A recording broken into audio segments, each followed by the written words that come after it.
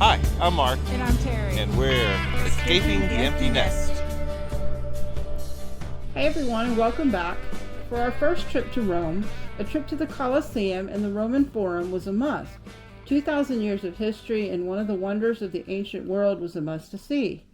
The only question was if we were going to go at it alone or use a tour guide. Because we got so much information for our trip from watching the tour guide's videos on YouTube, we wanted to use them for our tour as well. Of course, one of the benefits of using a guide is getting to skip the famously long line. And on a packed trip, we didn't have time to wait in line for hours. The instructions we were given from the tour guide said to meet outside the entrance of the Colosseum metro stop. We went to the upper level not knowing there was also a lower level entrance, but we figured that out eventually.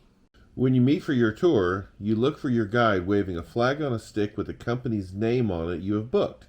It was so easy to find the tour guide's red flag, and we went off for the tour. We had a small enough group size we really didn't need our listening devices, but we used them anyway. I think the group size was about 20, and that was very comfortable. Just like we said about the Vatican, there isn't anything that can be said about the Colosseum that hasn't been said by thousands of others, so this video is more to cover what can be seen on a tour, and particularly the underground tour offered by the tour guide. So our guide's name was Serena, and she was great. Friendly and knowledgeable, sharing facts and stories that kept us interested. Walking through without any kind of guide at a place like this doesn't seem like it would be a very good idea. Too many hidden facts that aren't obvious enough and wouldn't get as much from the experience of being there. We signed up for the underground tour, something that just recently became available to tour and isn't open to people doing a normal self-guided tour. I was surprised to see a modern elevator there, so the tour is completely accessible. As an avid Francine Rivers fan and having just reread her Mark of the Lion series, I was so excited to be able to see the Hypogeum.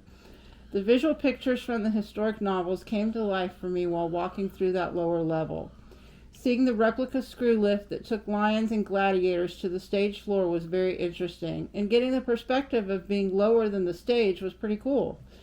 We worked our way through the corridors and arches, some original and some were restorations, and eventually worked our way up to the first level of seating. Once we arrived at a platform that was built over one end of the arena floor, they gave us a nice long break to rest and take photos. This is a good time to mention that it was hot when we visited, much hotter than it would usually be at the end of May. We were kind of dreading the tour because we thought the sun would be terrible, but for the most part we were very comfortable. Most of the Colosseum tour is given in the shade, either in the underground areas or in the shaded concourse of the second level, which was our next stop. The second level housed more than museum-style artifacts and exhibits. We learned about an abandoned plan to turn the Colosseum into a church and saw models of what it looked like in its heyday. The second level also offers an amazing view of the arena itself, which was a great photo op.